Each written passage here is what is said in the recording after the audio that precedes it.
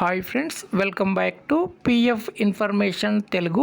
ఈ వీడియోలో ఈపీఎఫ్కు సంబంధించి మరొక కొత్త అప్డేట్ ఇక్కడ కనిపిస్తుంది. ఏంటో తెలుసుకుందాం. వీడియోకు లైక్ చేయండి, కొత్తగా చూసేవారు సబ్స్క్రైబ్ చేయండి. గతంలో మనము పిఎఫ్ ట్రాన్స్ఫర్ చేయాలి అంటే నిన్నటి వరకు కూడా పిఎఫ్ ట్రాన్స్ఫర్ చేయాలంటే మీ యొక్క ప్రజెంట్ ఎంప్లాయర్ కానీ లేదా ప్రీవియస్ కంపెనీ ఎంప్లాయర్ కానీ అప్రూవ్ చేయాలి. అప్రూవ్ చేస్తేనే పిఎఫ్ అమౌంట్ అనేది ట్రాన్స్ఫర్ అవుతుంది. ఇన్ కేస్ ఆ హెచ్ఆర్ కానీ లేడు, కంపెనీ కానీ క్లోజ్ అయింది అంటే పిఎఫ్ అమౌంట్ ట్రాన్స్ఫర్ చేయడం చాలా కష్టంగా ఉండేది. సో ఇప్పుడు వితౌట్ హెచ్ఆర్, కంపెనీతో ప్రమేయం లేకుండా ఓల్డ్ కంపెనీ యొక్క అమౌంట్ని ప్రస్తుతము ఉద్యోగం చేసే కంపెనీలోకి కానీ లేదా ప్రస్తుతం కూడా ఉద్యోగం ఎక్కడ చేయట్లేదు నేను అనుకున్న వాళ్ళు కూడా ఓల్డ్ కంపెనీ యొక్క అమౌంట్ని మీరు ట్రాన్స్ఫర్ చేసుకునే దానికి ఈపీఎఫ్ అవకాశం అయితే కల్పించింది. సో ఇక్కడ మీకైతే చూపిస్తాను. సో ముందుగా మనము పిఎఫ్ అకౌంట్లో లాగిన్ అవ్వాలి. లాగిన్ అయిన తర్వాత ముందు మనం ఇక్కడ వ్యూ పైన క్లిక్ చేసి సర్వీస్ హిస్టరీ మనం చూడాలి. సర్వీస్ హిస్టరీలోన ఎగ్జిట్ డేట్ ఉంటేనే పిఎఫ్ అమౌంట్ని ట్రాన్స్ఫర్ చేసేయడానికి అవకాశం అయితే ఉంటుంది.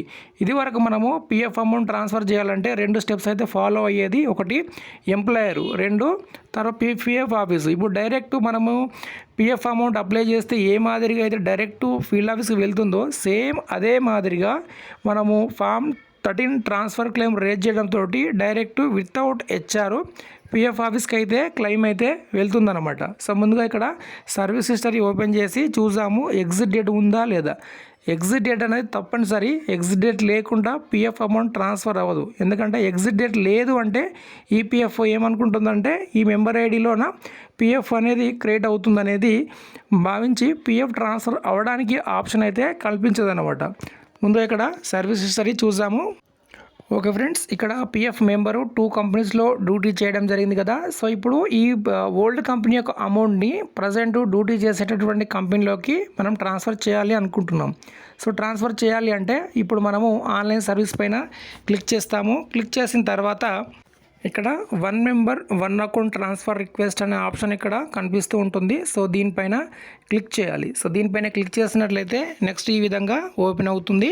సో ఫస్ట్ ఇక్కడ మనకు ప్రజెంట్ ఐడికి సంబంధించిన డీటెయిల్స్ ఇక్కడ కనిపిస్తాయి. నెక్స్ట్ కొంచెం కిందికి స్క్రోల్ డౌన్ చేసినట్లయితే ఇక్కడ మనకు పిఎఫ్ మెంబర్ ఐడి కానీ పిఎఫ్ యూఎన్ నెంబర్ కానీ ఎంటర్ చేయమని అడుగుతుంది. గతంలో ఇక్కడ మనకు ప్రజెంట్ ఎంప్లాయరు లేదా ప్రీవియస్ ఎంప్లాయరు అనే ఆప్షన్ అనేది కనిపించేదన్నమాట.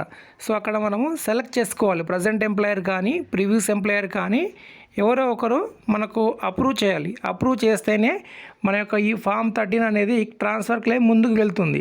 కొన్నిసార్లు హెచ్ఆర్ అప్రూవ్ చేయకపోవడం వల్ల 2 మంత్స్ 3 మంత్స్ 4 మంత్స్ ఇలాగా పెండింగ్ అనేది ఉండేది. సో ఇప్పుడు హెచ్ఆర్తో ప్రమేయం లేకుండా ఇక్కడ మనం ఇప్పుడు యూఏఎన్ నెంబర్ ఎంటర్ చేసి గెట్ డీటెయిల్స్ పైన క్లిక్ చేసి ఓటీపీ సబ్మిట్ చేసినట్లయితే డైరెక్ట్ మనకు క్లెయిమ్ అనేది మనం ఏ విధంగా పిఎఫ్ అప్లై చేసినప్పుడు ఫీల్డ్ ఆఫీస్కి వెళ్తుందో ఇది కూడా సేమ్ అదే మాదిరిగా ఫీల్డ్ ఆఫీస్కి అయితే వెళ్తుంది.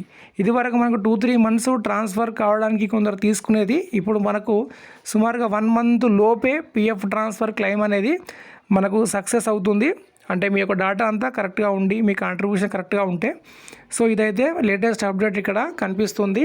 సో చాలామంది మనకు కామెంట్ చేస్తున్నారు కదా, సో కంపెనీ క్లోజ్ అయింది, ఏ విధంగా నేను పిఎఫ్ ట్రాన్స్ఫర్ చేసుకోవాలనేసి. సో ప్రస్తుతం మీరైతే వితౌట్ హెచ్ఆర్ మీ యొక్క పిఎఫ్ అమౌంట్ని ట్రాన్స్ఫర్ చేసుకోవచ్చు, విత్డ్రా చేసుకోవచ్చు. ఓకే ఫ్రెండ్స్, వీడియోకి లైక్ చేయండి, సబ్స్క్రైబ్ చేయండి. ధన్యవాదాలు.